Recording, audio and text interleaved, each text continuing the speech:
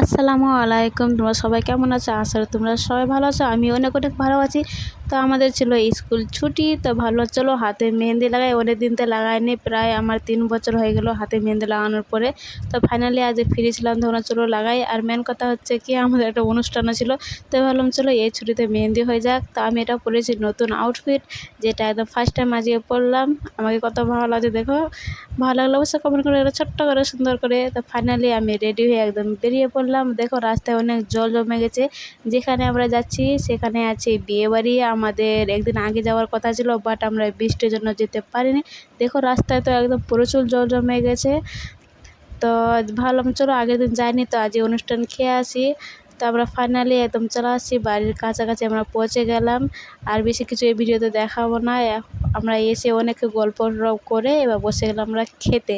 তো আজকের মতো টাটা, আবার দেখাবে বেশ নেক্সট ভিডিওতে। Bye bye.